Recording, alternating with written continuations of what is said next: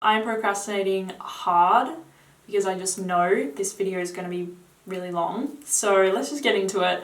Hi guys, so today I'm going to be sharing with you my top 10, actually I have 13, but my top 10 perfumes, designer perfumes to get you through the year of 2019. These are my top 13 recommendations for 2019. If you do not have a fragrance collection or you really want to start collecting fragrances, these are the 13 that I would recommend to you. They're not all new releases, some of them are old, some of them have been out for years, but these are just my picks for this year. So I feel like I really went into depth about that. I'm not going to ramble, everything will be listed down below for you girls. So let's just get into it with number 13. I had a love or hate relationship with this when I first got it. I absolutely despised it when I smelt it on a card. And that is my ultimate tip to you guys. Never judge a fragrance just from a paper strip. They smell totally different on your skin. And some of them smell really bad one way and really good another way. So Eau de Soleil was the perfect example for that for me. I smelt this on a friend of mine. Did I even say what this is? This is Tom Ford's Eau de Soleil. There we go. I smelled this on a friend and asked her what it was. And when she told me it was Eau de Soleil, I was very surprised because, like I said, I didn't like it when I first smelt it.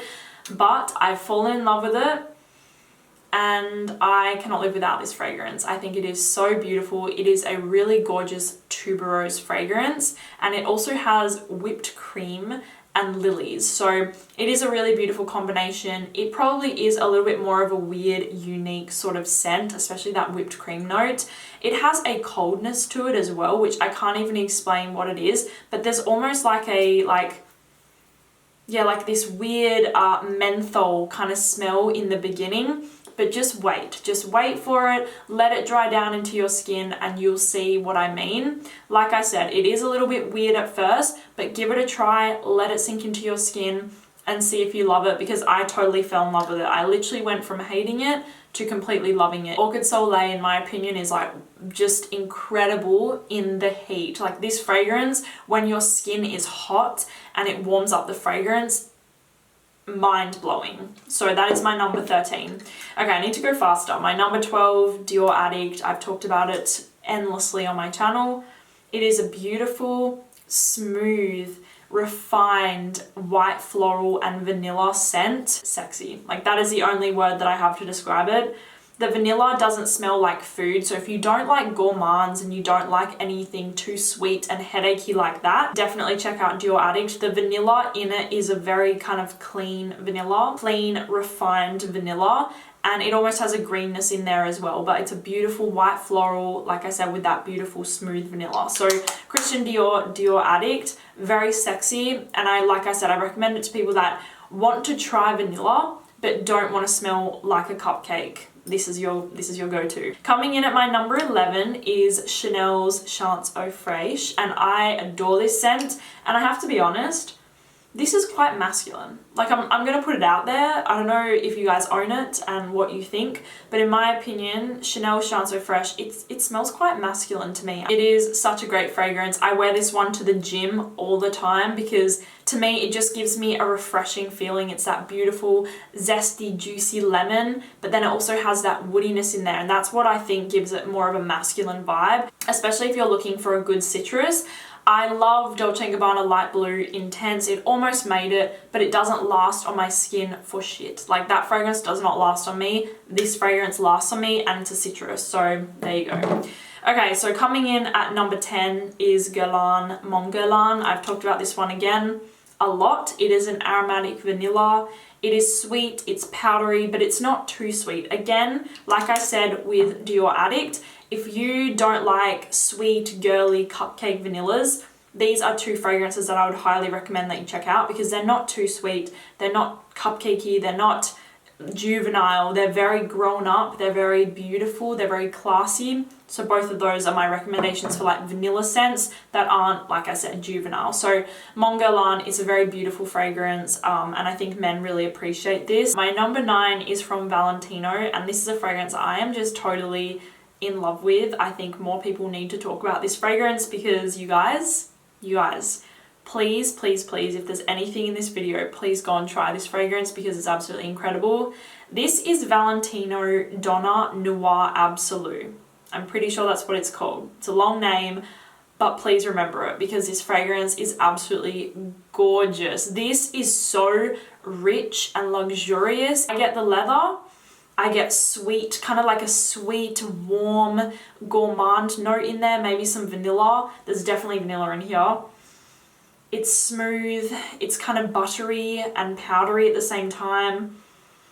It is just absolutely incredible. Like, you need to go and smell this. It's really unique. It's very sexy and mysterious. Definitely a mysterious fragrance for sure. I think that this is like a killer night out, a date night, something very dressed up. It is just absolutely amazing. So Valentino Donna Noir Absolu. If you like perfumes that are more unique and mysterious and you don't, like, you want someone to question what you're wearing, hell yes, this is it. My number 8 is a fragrance from Gucci, and I'm gonna be totally real with you guys. I do not really like Gucci fragrances. I'm sorry, but I haven't ever found a fragrance from Gucci that I like or I really find very impressive, but I really love this fragrance. And this is Gucci Guilty Absolute Parfum. Berries, berries, berries, and some piney Christmas tree vibes. That is literally this fragrance in a bottle. I get a little bit of rose in the background, and I get berries, berries, berries, like I said, with that pininess from like a Christmas tree or like a forest or something like that. It is a great fragrance. It's pretty unique, and I have to give Gucci credit for coming out with something that isn't a fruity patchouli or a sweet gourmand. Like, I'm so sick of all the fragrances that are coming out, and this one is quite a standout compared to the others that have been released recently. So Gucci Guilty Absolute Parfum, especially if you like a blackberry in your fragrances, you have to check this one out. It is absolutely gorgeous. Coming in at my number 7 is this beauty. This is from Shiseido, and this is Shiseido Zen. A very under the radar sort of fragrance. I know that it was released a pretty long time ago now, but in my opinion, it is a beautiful, beautiful fragrance that, like I said, definitely flies under the radar. Oh my God. Yes, Zen is definitely the perfect name for this fragrance because I know it sounds weird, but whenever I wear it, I do have like a certain, like, I feel kind of calm almost in a way. Shiseido Zen smells kind of similar to Chanel's Coco Mademoiselle, but without the floral aspect, and it's a lot less sweet than Coco Mademoiselle. Coco Mademoiselle is a very intense sort of fragrance. It's absolutely beautiful and I love it, but this is like a much more toned down, like minimal version of Chanel's Coco Mademoiselle. But I do feel like if you like that fragrance, you'll like this fragrance. It is patchouli, it is grapefruit, it is pineapple. It is just absolutely beautiful. It's very, very juicy. Like, there's a real juicy kind of feeling to it, and it's just beautiful. So Shiseido Zen, definitely recommend it, guys. Go and check it out. Like I said, it flies under the radar, but it's a beautiful fragrance. Oh my God, you guys, I love this fragrance so much. It is so sexy and so cozy. This is from Giorgio Armani, and it is Armani Code Cashmere. I have to be honest, I own the Armani Code Satin. I have like almost run out of it. I've got like this much left. But I'm gonna be honest, I actually prefer the cashmere because it's a little bit more feminine, it's a little bit more floral, it's a little bit more seductive in my opinion, whereas the other one's a little bit more like gourmand. It is so feminine and so cozy and so seductive. I would definitely say this is a very seductive perfume, but not in an in-your-face sort of way, if you know what I'm saying. It's a very feminine, seductive scent. It is almond, it's heliotrope. To me, it gives off a real vanillic vibe. It does kind of give off a very vanilla sort of vibe. And like I said, it definitely has a floral aspect to it as well, but it is so beautiful. It's a little bit powdery, it's sweet, and like, it's just one of those fragrances that you want to snuggle up to. I should have included this in my Netflix and chill perfume video because this is definitely a Netflix and chill sort of perfume. So Armani Code Cashmere from Giorgio Armani, definitely, I highly recommend this one to you guys. Coming in at number 5, I have a fragrance from Tom Ford, and it is Tom Ford's Noir Parfum. I've talked about it quite a lot, and I think it is just an incredibly sexy fragrance. Like, to me, guys, This one screams sexy. It's very mysterious to me and it's very unique. There is a real unique quality to this fragrance. It's amber, it's vanilla, it's coffee, which is a dessert. It's also got cardamom. Yeah, it's spicy, it's sweet, but it's not too sweet. It never goes too gourmand in my opinion, or too heavy or too thick or too like dessert-like. It is just the perfect balance, and like I said, it's very mysterious and very, very, very sexy. So Tom Ford Noir Parfum, I actually feel like this could be worn on a man. It's a very unisex sort of scent in my opinion. It doesn't smell feminine. It's not really floral or anything like that. It's just a very sexy, kind of spicy, like unique, exotic scent. There's definitely like an oriental vibe going on here. So Tom Ford Noir Parfum, definitely check it out if that appeals to you. Number 4 is a fragrance that I have been talking about a lot at the moment, and it's because I have pulled it out of the archives, like I said, and I've been wearing it so much, and I just adore this fragrance, and I think that I'm going to be wearing this for the rest of my life, and I can truly say that, and you guys will be able to see from my channel that I will be wearing this forever. This is Mugler's Alien. It is amazing. I think a lot of people know it, and you either love it or you either hate it. Same with Angel from Mugler. I personally don't get along with Angel. I am an Alien girl through and through. It is absolutely intoxicating and captivating. It is a beautiful jasmine and amber fragrance. It's just so hard to describe how this fragrance actually smells. Like, I will never be able to do this fragrance justice, and I don't really think that anybody can. It is unique, it's beautiful, and it's very captivating. So Mugler's Alien, like I said, a beautiful jasmine, ambery, mysterious fragrance. Coming in at my number 3 is a fragrance from Yves Saint Laurent, and this is Manifesto Le Parfum. I hauled this a little while ago and I just fell hard. I fell hard in love with this fragrance because this is just a beautiful, gourmand, sweet, powdery, smooth, buttery kind of scent. This is tonka bean and benzoin and sandalwood, so you've got those vanillic notes from the benzoin, you've got that kind of like buttery, smooth tonka bean note, and you also have the creamy sandalwood, and it is just absolutely amazing. It is just a bunch of sweetness shoved into a bottle. I've said it before, but it's kind of like La Vie est Belle mixed with black opium mixed with just a bunch of sweet fragrances all shoved into one. It is just absolutely amazing. I know that if you like gourmands, you'll definitely love this one. There's no chance that you won't. It's not super unique, or it's not something that you've never smelled before, but if you do like gourmands and you do like sweet fragrances, it's definitely one to have in your collection for sure. So Manifesto Le Parfum from Yves Saint Laurent is my number 3.